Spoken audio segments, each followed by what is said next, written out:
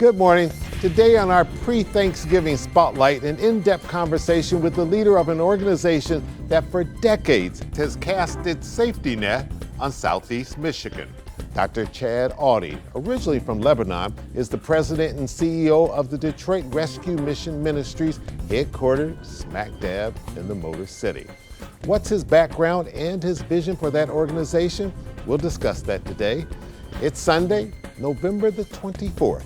I'm Chuck Stokes, and this is Spotlight. And welcome to Spotlight. Dr. Audie, thanks for coming in. You're doing well? I'm doing great. Thank you for having me. All right, you all ready for Thanksgiving? I am ready for a busy time of Thanksgiving. It is a busy time, particularly in your line of work. I know you do stuff 365 days out of the year, 24 hours a day.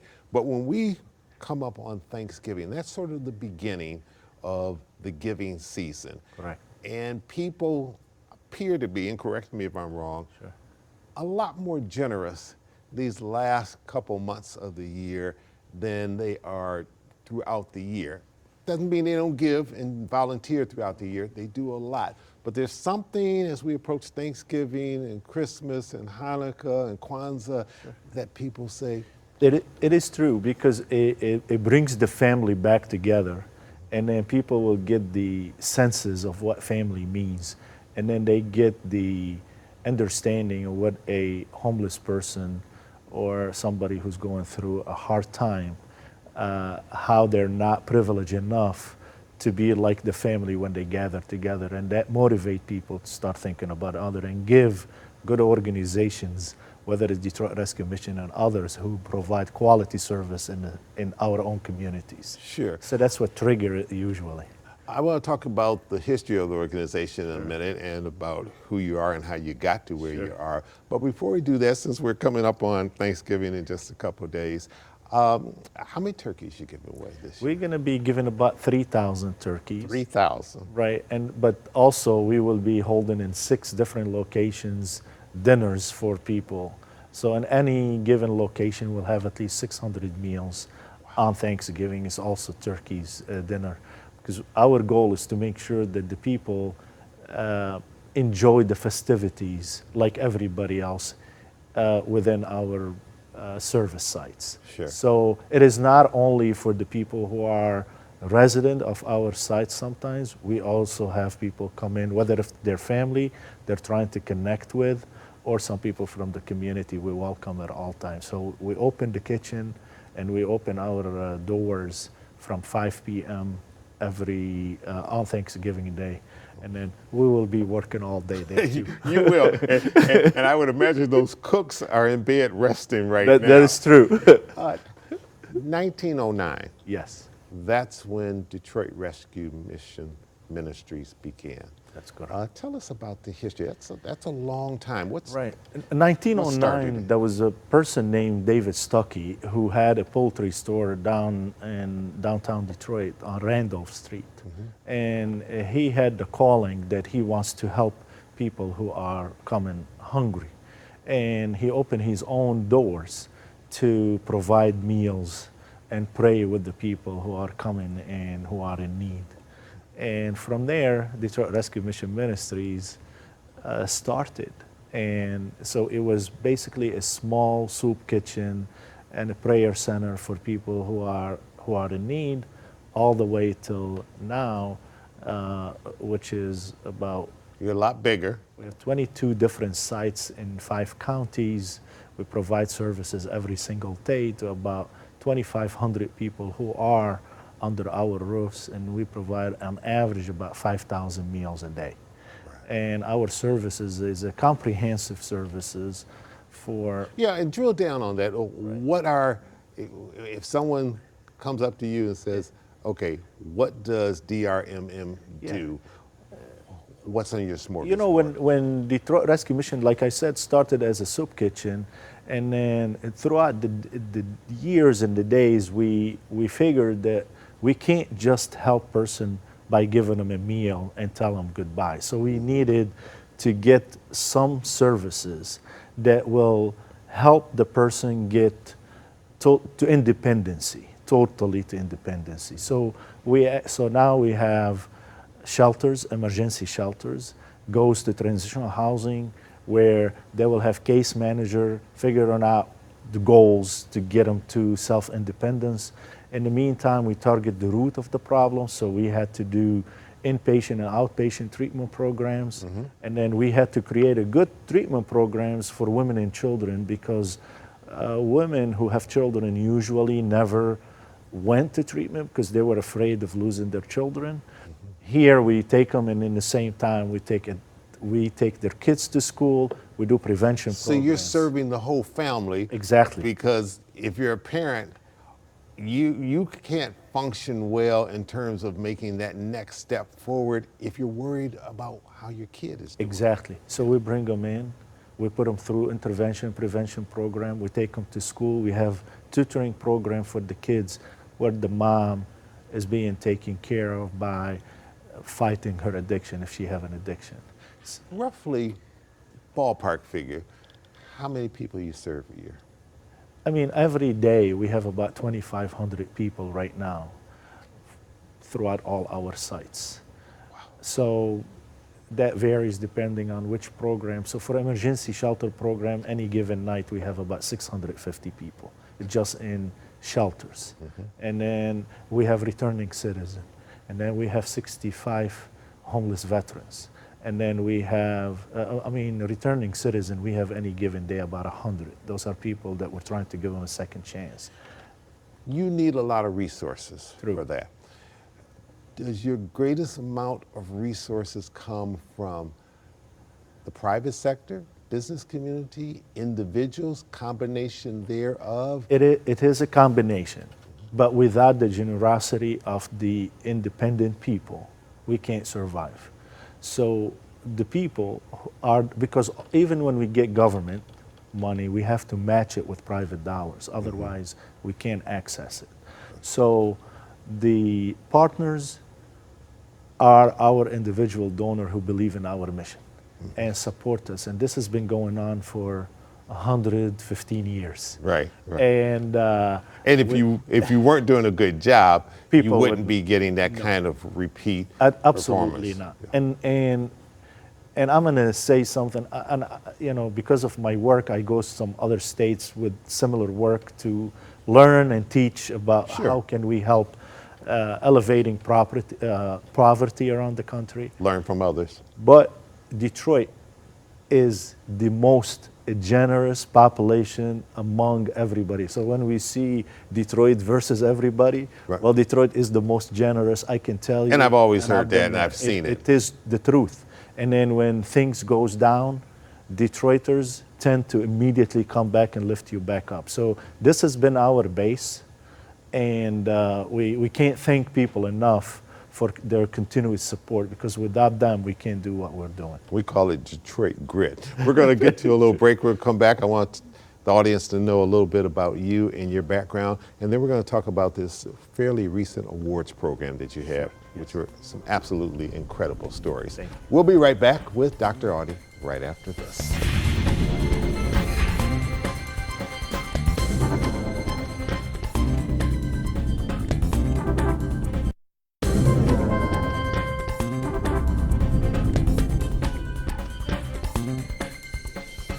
Welcome back to Spotlight, talking to Dr. Chad Audie. He is the president and CEO of DRMM, the Detroit Rescue Mission Ministries.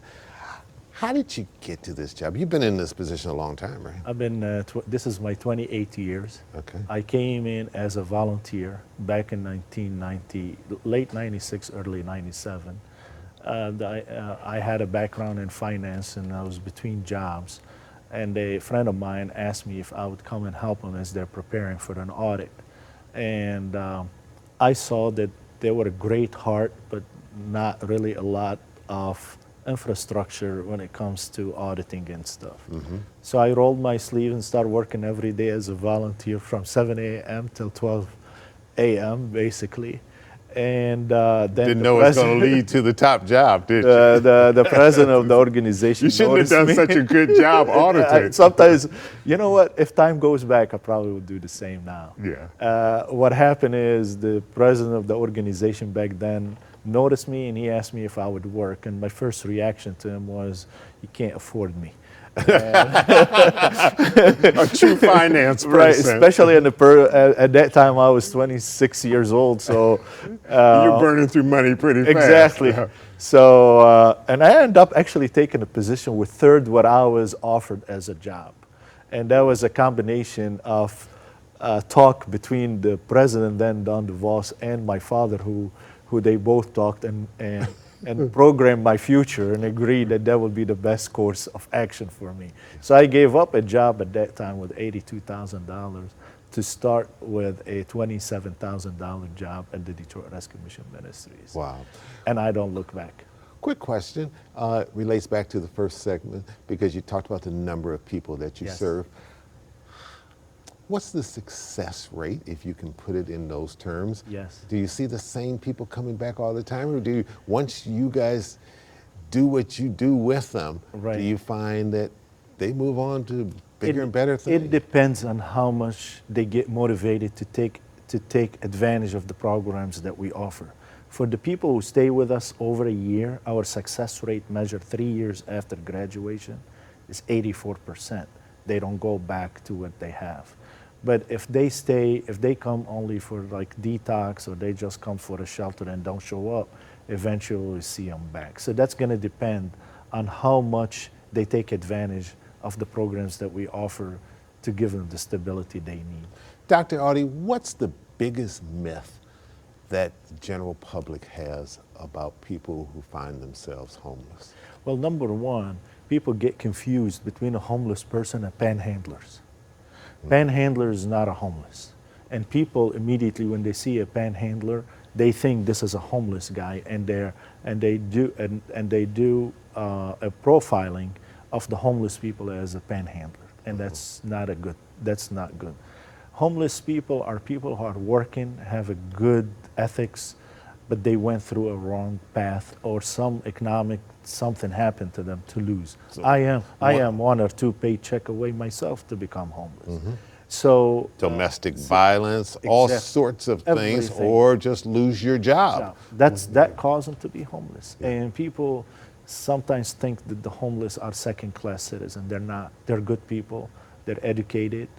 They have skills, but they lost course for a little bit. And we're here, and everybody's supporting us to lend them a hand. Draw the line for me between, if we didn't have safety nets like DRMM, what that would mean to our larger society where people have never experienced this before. What does it do to the fabric of a city? You would see a lot of people on the street. You will see people dead on the street. You would see businesses are closing because people will be walking around their businesses, and it would not be good on eyesight. And you won't have enough people working because they don't have no place to sleep.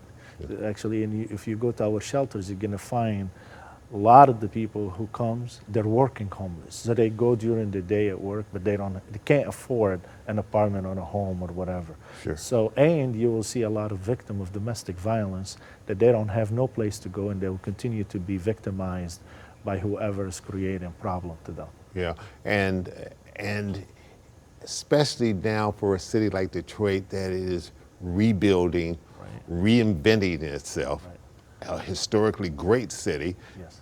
We can count off all the successes and the awards that it's been getting nationally, from Campus Martius to the DIA, et cetera, all that Dan Gilbert and his team are doing.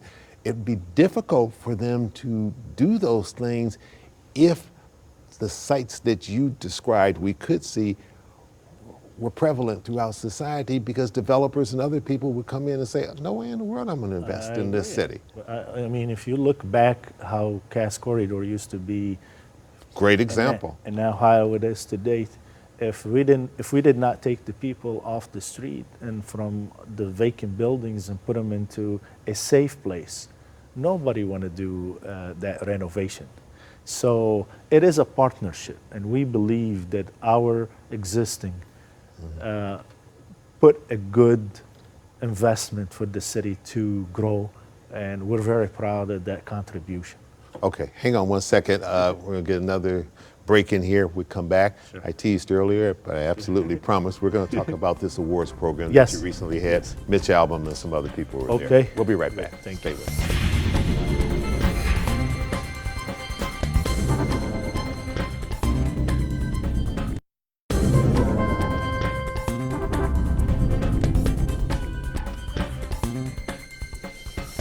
I recently attended annual awards program that you have. Yes. My wife and myself, and was blown away by the people that you gave awards to and some of their stories.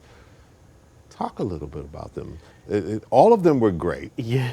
The one that got to me the most was the lady who works for DRMM, who gets up, I think, around 5 in the morning. Every morning. Takes 5 buses 5 days a week to get to your organization.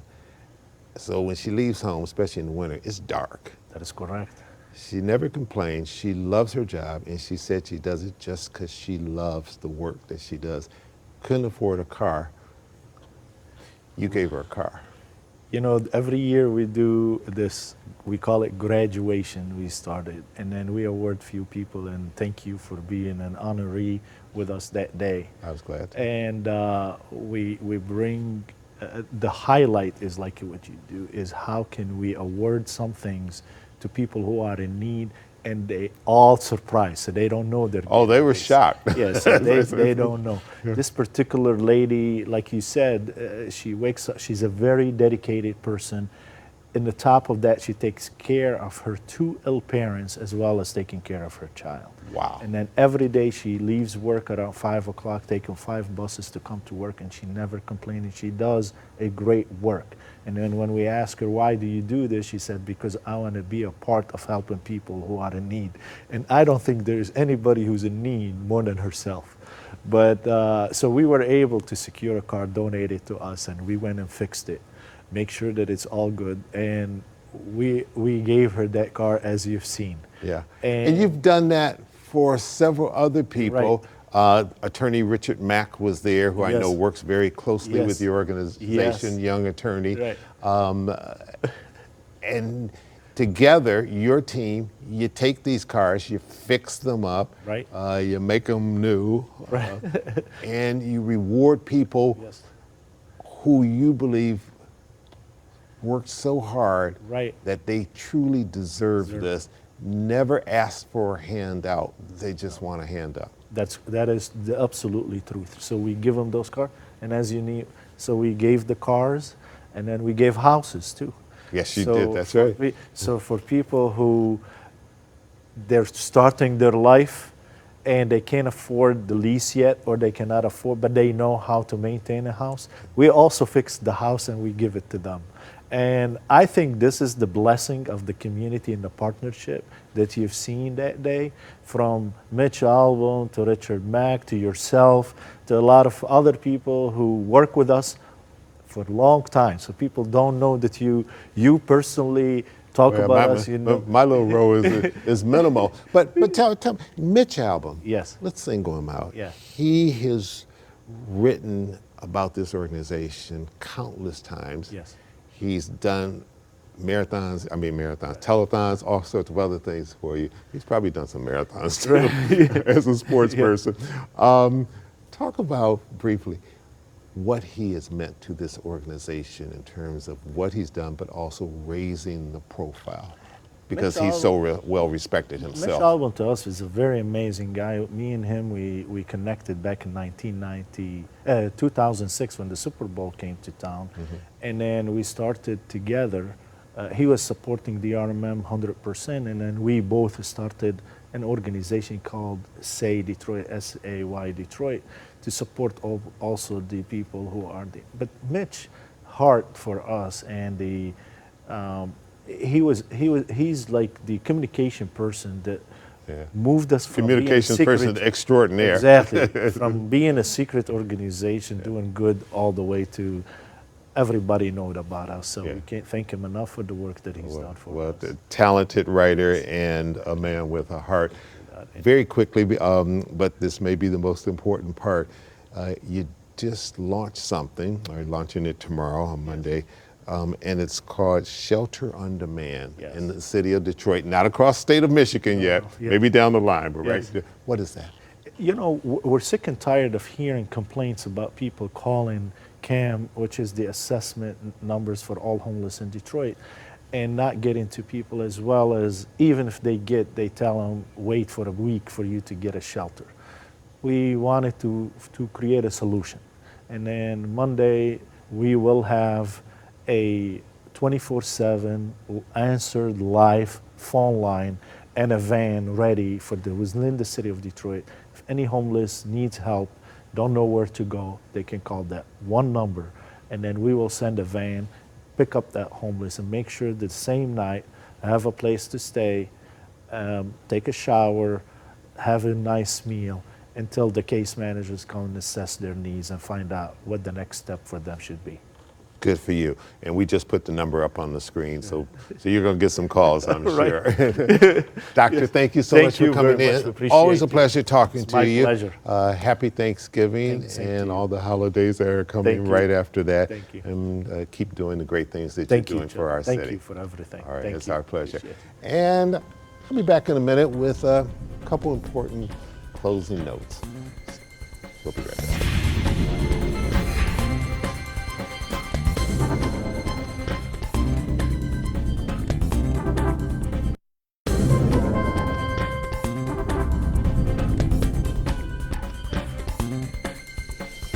Welcome back.